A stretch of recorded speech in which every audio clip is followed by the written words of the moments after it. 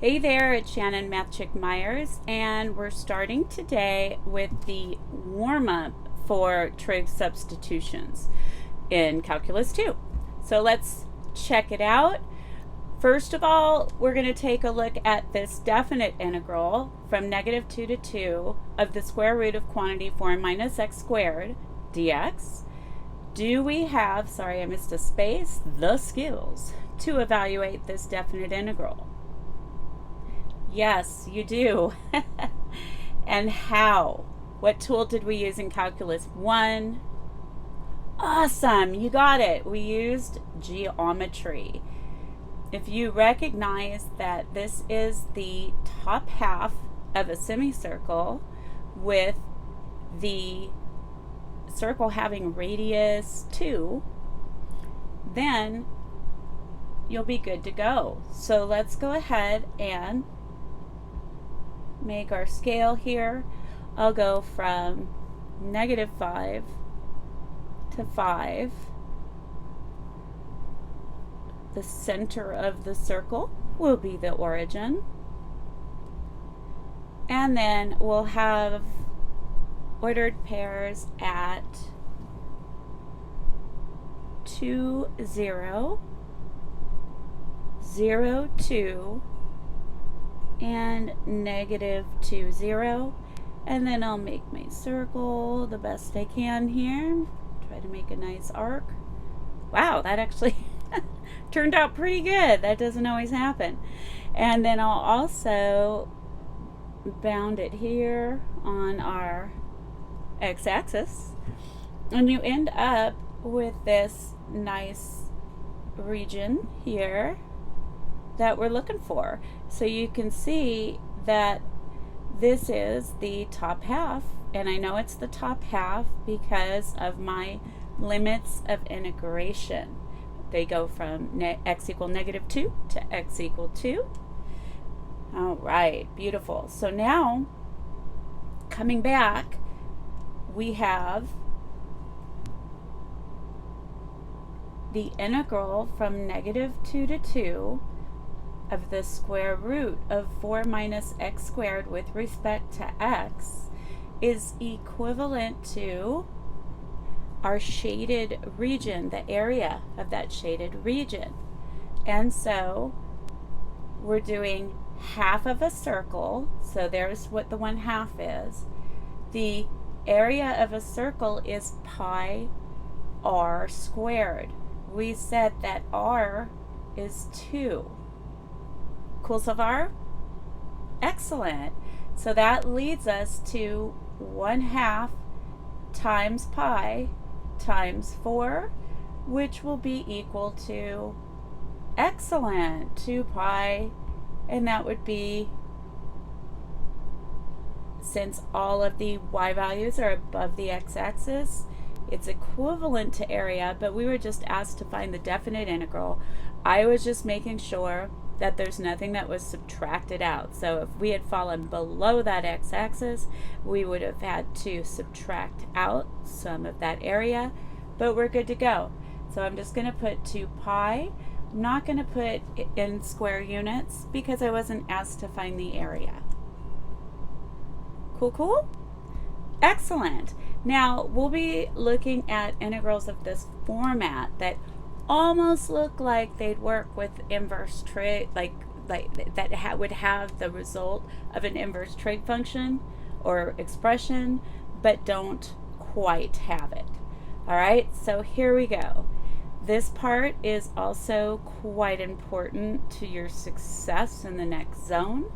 So we've got u equal to a sine theta. By the way, u in all of these examples is meant to be some function of x or whatever your independent variable is.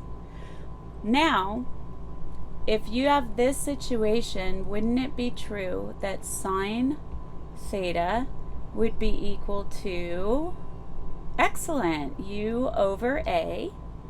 The sine function is the side opposite, excellent, over the hypotenuse. And then if you solve for the other side using the Pythagorean theorem, we would get a squared minus u squared, where a is some constant and u is the function of x. Good so far? Excellent. Now, if we look at the square root of a squared minus u squared, that would be the square root of a squared minus a sine theta squared would be a squared times sine squared theta.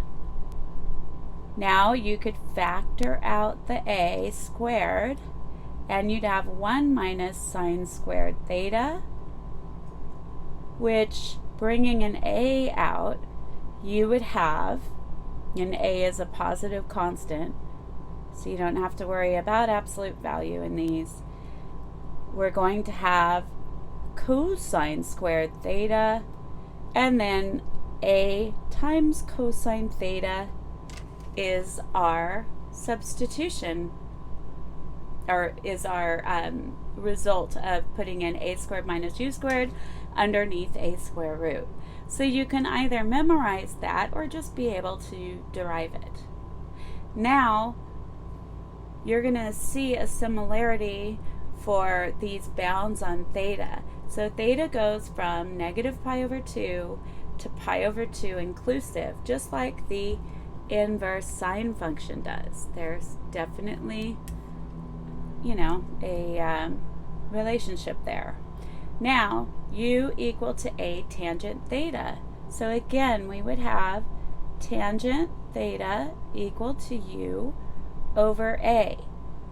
And so, I think I forgot to enter theta. Theta is here. So theta is here. We would have the tangent is the ratio of the side opposite over the side adjacent to theta.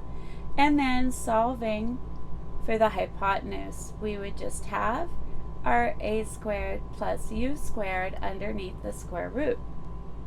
So square root of a squared plus u squared would be the square root of a squared plus a squared tangent squared theta, which would be, factoring out an a squared, we'd have 1 plus tangent squared theta, which is a times secant squared theta, which gives us a secant theta. Cool, cool? Awesome. So these are all steps that we would take in using trig substitution to find a trig integral. Or not just a trig integral, but any integral that works with the format, a square root of like an a squared minus u squared, or an square root of an a squared plus u squared, or square root of u squared minus a squared. Here we go. Again, theta is valid between negative pi over 2 to pi over 2.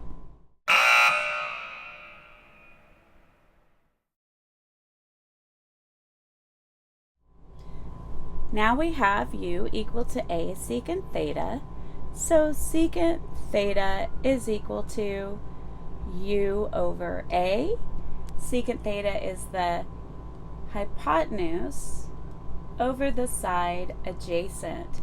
And so this other side would be the square root of u squared minus a squared. When looking at the square root, I would have my u squared, which was a secant theta, squaring, we'd have a squared secant squared theta minus a squared, and then I would have, factoring out an a squared, I'd be left with secant squared theta minus 1, which is a times the square root of tangent squared theta, which is a tangent theta. Now for this one, it turns out that if you ever find, with the indefinite integrals, you're not sure, often, if u would be less than or equal to a, or for u less than or equal to negative a. But if you happen to know, you would get, if u was less than or equal to a, you would have a tangent theta, and it would go in that first quadrant, 0 less than or equal to theta less than pi over 2. And then you'd have second quadrant if u was less than negative a, and you'd have your negative a tan theta, and that would be it from pi over 2 less than theta less than or equal to pi. So that's because our substitution was a secant theta. Good so far? Now, I'm going back to the a tangent theta substitution. I didn't like this less than or equal to, so let's make sure, I'm just going to cross the whole thing out, and this would be non-inclusive. So negative pi over 2 less than theta less than pi over 2, because we're making a substitution of the tangent, and so we don't want to have it where it can equal to where a vertical asymptote is. All right, my bad, sorry about that. Okay, moving on. Note, these are the same intervals over which the arcsine, which is inverse sine, arctangent, which is inverse tangent. I just like the arc notation better because nobody makes up their own math. And arcsecant functions are defined. The restrictions on theta ensure that the function used for the substitution is 1 to 1. All right, so the warm-up is done. Make sure you go to that next video, which shows you how to use the a sine theta substitution, and I hope you have a wonderful morning, afternoon, or evening whenever you're watching this show. If you like what I'm doing, click that subscribe button, maybe share the video, like the video, and I'll talk to you soon. Bye.